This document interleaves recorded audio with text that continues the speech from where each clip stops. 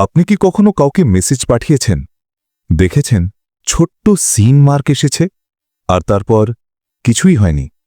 কোনো উত্তর নেই, কোনো কলব্যাক নেই, শুধু এমন এক নীরবতা যা ব্যক্তিগতভাবে আঘাত করে।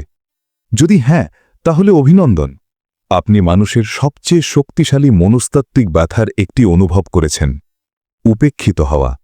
আর না, আপনি অতিরিক্ত প্রতিক্রিয়া দেখাচ্ছেন না। আপনার মস্তিষ্ক সত্যি এই অনুভূতিকে ঘৃণা করার জন্যই তৈরি। আজ আমরা কথা বলবো উপেক্ষার মনস্তত্ত্ব নিয়ে, আর তার থেকেও গুরুত্বপূর্ণ, কিভাবে আপনি আপনার শক্তি ফিরে পাবেন, কোনো ভিক্ষা না করে, ধাওয়া না করে, বা আপনার মর্যাদা হারানো ছাড়াই। চলুন একটি সহজ সত্য দিয়ে শুরু করি।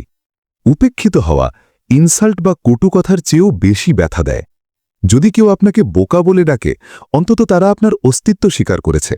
কিন্তু যখন কেউ আপনাকে উপেক্ষা করে, তখন আপনার মস্তিষ্ক বিপজ্জনক প্রশ্ন করতে শুরু করে। আমি কি কিছু ভুল করেছি? আমি কি বিরক্তিকর? আমি কি যথেষ্ট গুরুত্বপূর্ণ নই? হঠাৎ করেই একটি অউত্তরিত মেসেজ পরিণত হয় পূর্ণ রাতের অতিরিক্ত চিন্তাভাবনার ম্যারাথনে, যেখানে আপনি কখনো তদন্তকারী, আবার কখনো অপরাধী। মজা লাগছে, তাই না? মনস্তত্ত্ব এটি খুব স্পষ্টভাবে ব্যাখ্যা করে। মানুষ সামাজিক প্রাণী। আমাদের মূল্যবোধ গভীরভাবে অন্যদের প্রতিক্রিয়ার সাথে যুক্ত।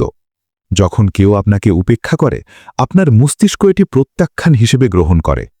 আর প্রত্যাখ্যান শারীরিক আঘাতের মতোই একই ব্যথা কেন্দ্রকে সক্রিয় করে।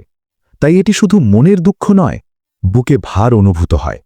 এটাই কারণ আপনি বারবার ফোন চেক করেন, যেন ফোন আপনার কাছে ঋণী। এখানেই বেশিরভাগ মানুষ সবচেয়ে বড় ভুল করে। তারা ধাওয়া শুরু করে, আরেকটা মেসেজ, তারপর আরেকটা। হে, তুমি ঠিক আছো? আমি কি কিছু ভুল করেছি? এই পর্যায়ে আপনি আর কথা বলছেন না, আপনি অডিশন দিচ্ছেন। আর মনস্তত্ত্ব কঠোরভাবে বলে, যত বেশি আপনি মনোযোগের জন্য ধাওয়া করবেন, তা তত কম মূল্যবান হবে। একটু ভাবুন, যদি কিছু সবসময় সহজলভ্য থাকে, সবসময় অপেক্ষায় থাকে, সবসময় চেষ্টা করে, মানুষের মস্তিষ্ক স্বাভাবিকভাবেই এটাকে কম মূল্য দেয়। এটি নিষ্ঠুরতা নয়, এটি মানব মস্তিষ্কের ওয়্যারিং। একটি উদাহরণ কল্পনা করুন। একটা দোকান ২৪ ঘন্টা খোলা, ভিতরে কোনো গ্রাহক নেই। আরেকটা দোকান, বাইরে ছোট লাইন, লেখা আছে সীমিত স্টক। কোনটা বেশি মূল্যবান মনে হয়? ঠিক ধরেছেন। মানুষ সহজ কিছুর পেছনে দৌড়ায় না, তারা অনুসরণ করে যা গুরুত্বপূর্ণ, বিরল এবং সামান্য অপ্রাপ্য। তাহলে কেউ আপনাকে উপেক্ষা করলে আপনি কিভাবে আপনার শক্তি ফিরে পাবেন? প্রথম ধাপটি অসুবিধাজনক কিন্তু শক্তিশালী। আপনি থামেন, ব্যাখ্যা দেওয়া বন্ধ করেন, প্রমাণ করার চেষ্টা বন্ধ করেন, ধাওয়া বন্ধ করেন। নীরবতা দুর্বলতা নয়, নীরবতা একটি আয়না। আপনি চুপ থাকলে অন্য মানুষের চিন্তা করার জায়গা তৈরি হয়। আর মানুষ অমীমাংসিত প্রশ্নকে ঘৃণা করে। হঠাৎ করে আপনি আগের মতো সহজলভ্য নন। তাদের মস্তিষ্ক প্রশ্ন করতে শুরু করে, ওহ, কি পরিবর্তন হয়েছে? কৌতূহল নিয়ন্ত্রণের জায়গায় আসে। এটি মানে আপনি খেলা খেলবেন না, এটি মানে আপনি হারিয়ে যাবেন না, এটি মানে আপনি আপনার শক্তি নিজের জীবনের দিকে ফিরিয়ে নেবেন। আপনি তখন উত্তর দেন যখন ইচ্ছা হয়, অস্থিরতা থেকে নয়। আপনি আর কথা বলেন না এমন একজনের সাথে যিনি শোনেন না। আপনি ঘোষণা না করেই দেখান আপনার জীবন এগিয়ে চলেছে। এখানেই শক্তির স্থানান্তর ঘটে।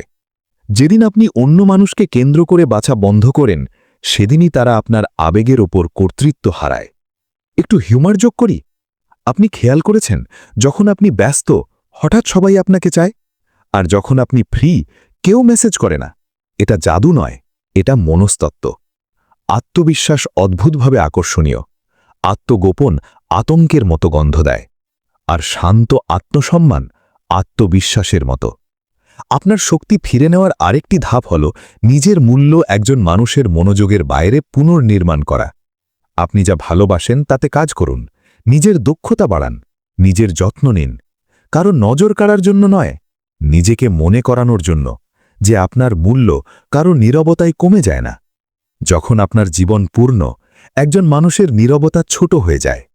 একটি শেষ সত্য, কেউ আপনাকে উপেক্ষা করছে, এটি তথ্য, এটি রায় নয়, এটি তাদের প্রাধান্য বলে, আপনার মূল্য নয়। যেদিন আপনি এটি সত্যি বুঝবেন, সেদিন আপনি প্রমাণ করা বন্ধ করবেন। আপনি নিজেকে বেছে নেবেন। তাই পরের বার কেউ আপনাকে উপেক্ষা করলে মনে রাখবেন, মনোযোগের জন্য ভিক্ষা করবেন না, কারো নীরবতায় নিজেকে ছোট করবেন না। থামুন, পুনর্কেন্দ্রিত হন, জীবন যাপন করুন। কারণ উপেক্ষার সবচেয়ে শক্তিশালী প্রতিক্রিয়া ক্রোধ নয়, প্রতিশোধ নয়, অসীম মেসেজ নয়। এটি হলো একটি শান্ত জীবন যা তাদের অনুমোদন ছাড়াই ঠিকই চলে।